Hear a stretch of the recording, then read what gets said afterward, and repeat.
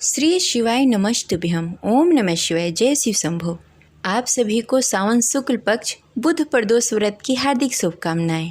भगवान भोलेनाथ और माता पार्वती की कृपा आप सभी पर सदा सर्वदा बनी रहे।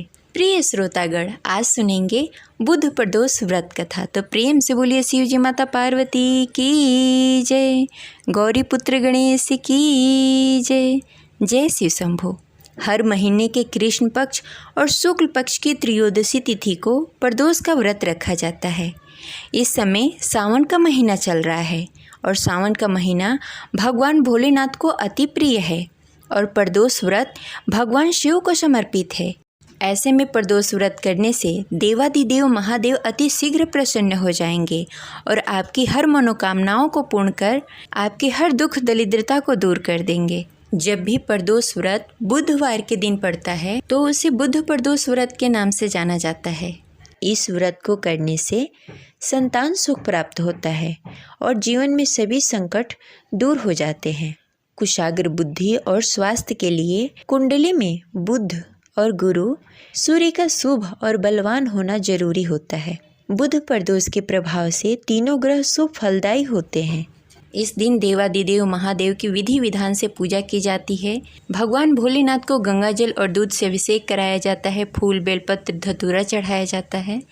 इसके साथ ही मौसमी फल अर्पित किया जाता है। इसके बाद शिव चालीसा का पाठ कर आरती की जाती है। प्रदोष के दिन प्रदोष काल में भगवान शिव की विधि विधान से पूजा की जाती है और व्रत कथा का पाठ किया जाता है। इसके साथ ही ओम नमः शिवाय मंत्र का जाप किया जाता है। माना जाता है कि प्रदोष के दिन व्रत कथा पढ़ना तथा सुनना बेहद जरूरी होता है, क्योंकि इसके बिना व्रत अधूरा माना जाता है। प्रदोष का व्रत मनुष्य को संतोषी और सुखी बनाता है। वार के अनुसार जो प्रदोष किया जाता है वैसे ही उसका फल प्राप्त होता है। सूत जी के कथा अनुसार त्रयोदशी का व्रत करने वाले को 100 गौ दान करने का पुण्य प्राप्त होता है। तो आइए पूरी श्रद्धा और भक्ति के साथ सुनते हैं बुध प्रदोष व्रत कथा। तो प्रेम से बोलिए शिव जी माता पार्वती की जय। जय शिव शंभु। सूत जी ने कहा, बुध त्रयोदशी प्रदोष व्रत करने से सर्व कामनाएं पूर्ण होती है। इस व्रत में हरी वस्तुओं का प्रयोग करना चाहिए। शंकर शिव जी की आराधना फूल बेलपत्र नैवेद्य धूप दीप के साथ करनी चाहिए। बुध प्रदोष की कथा अनुसार एक समय एक पुरुष का नया नया विवाह हुआ था। विवाह के 2 दिन के बाद उसकी पत्नी मायके चली गई। कुछ दिनों के बाद वह पुरुष पत्नी को लेने के लिए उसके यहाँ गया। बुधवार को जब वह पत्नी के साथ लौटने लगा तो ससुराल पक्ष ने उसे रोकने का प्रयत्न किया कि विदाई के लिए बुधवार शुभ नहीं होता है, लेकिन वह नहीं माना और पत्नी के साथ चल पड़ा। नगर के बाहर पहुँचने पर पत्नी को प्यास लगी। पुरुष लोटा लेकर पानी की तलाश में चल पड़ा। पत्नी एक पेड़ के नीचे बैठ गई।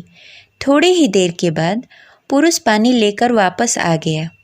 तब उसने देखा कि उसकी पत्नी किसी और के साथ हंस हंस कर बातें कर रही है और उसके लोटे से पानी पी रही है। उसको क्रोध आ गया। वह निकट पहुंचा तो उसके आश्चर्य का कोई ठिकाना न रहा, क्योंकि उस आदमी की सूरत उसी की भांति थी। पत्नी भी सोच में पड़ गई। दोनों पुरुष झगड़ने लगे। भीड़ इकट्ठी हो गई। सिपाही आ गए। हम सकल आदमियों को देखकर वे आश्चर्य में पड़ गए। उन्होंने स्त्री से पूछा, उसका पति कौन सा है? उस स्त्री को कुछ समझ में नहीं आ रहा था कि उसका पति कौन सा है। वह खुद घबरा गई थी। तब पुरुष भगवान शिव की प्रार्थना करने लगा, हे भगवान, मुझे क्षमा करें, मुझसे बहुत बड़ी भूल हो गई है। मैंने सास ससुर की बात न मानकर बहुत बड़ी गलती कर दी और बुधवार को पत्नी को विदा करके लाया। मैं भविष्य में ऐसा कदापि नहीं करूँगा। जैसे ही उसकी प्रार्थना पूरी हुई, दूसरा पुरुष अंतर्ध्यान हो गया। पति पत्नी सकुशल अपने घर पहुँच गए। उस दिन के बाद से पति पत्नी नियम पूर्वक बुध प्रदोष का व्रत करने लगे। अतः बुध प्रदोष हर मनुष्य को करना चाहिए। बुधवार का प्रदोष व्रत समृद्धि जीवन की कामना के लिए रखा जाता है। नर नारी कोई भी प्रदोष व्रत अपनी मनोकामनाओं की पूर्ति के लिए रख सकता है। ये रही आज की कथा। आशा करते हैं आपको यह कथा अच्छी लगी होगी। तो इस वीडियो को लाइक करके कमेंट बॉक्स में हर हर महादेव लिखना ना भूलें। मिलते हैं अगले वीडियो में, तब तक के लिए जय शिव शंभू। हर हर महादेव।